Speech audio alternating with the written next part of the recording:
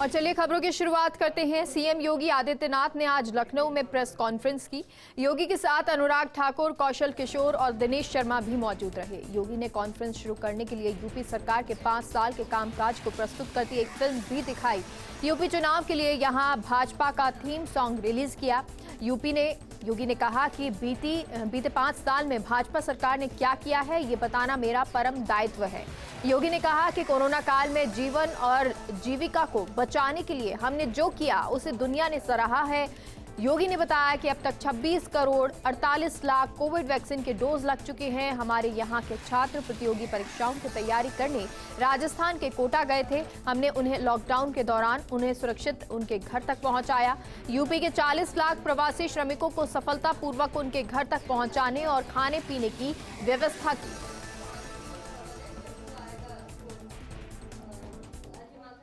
पांच वर्ष के कार्यकाल की इस अवधि के दौरान 3 वर्ष की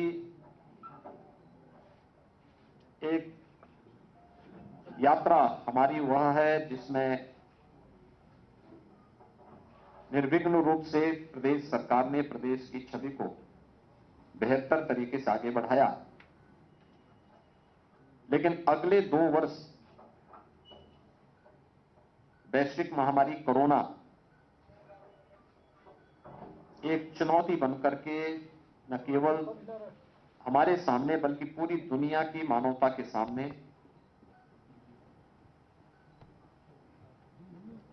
जीवन और जीविका दोनों के लिए चुनौती बनकर के सामने आई थी।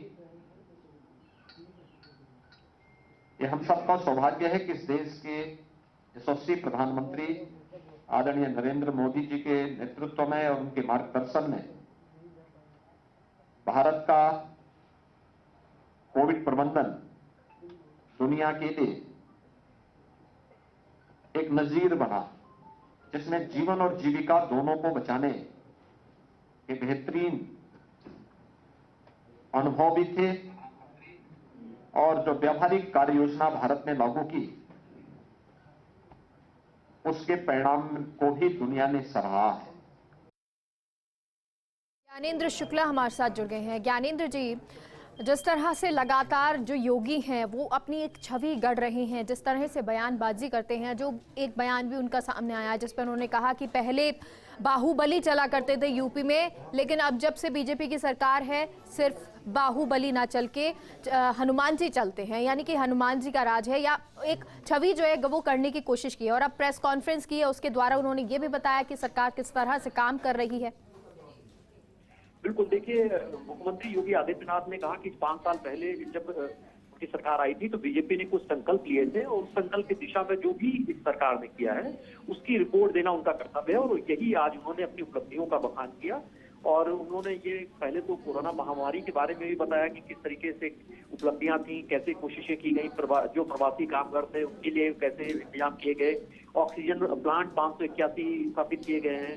निवेश को लेकर चर्चा की कि यूपी पहले उस वक्त पहले लोग नहीं आना चाहते थे, 14वें स्थान पर था, लेकिन अब निवेशक यूपी की तरफ रुख कर रहे हैं। 1.5 लाख पुलिस की भर्ती में पारदर्शिता बढ़ती गई, अपराधों में कमी हुई, पेशेवर माफियाओं के खिलाफ जो सख्त कार्रवाई की गई है उसका जिक्र किया। और ये भी कहा कि कोई दंगा नहीं हुआ, उत्तर प्रदेश में कोई आतंकी घटना नहीं हुई उनके शासनकाल में।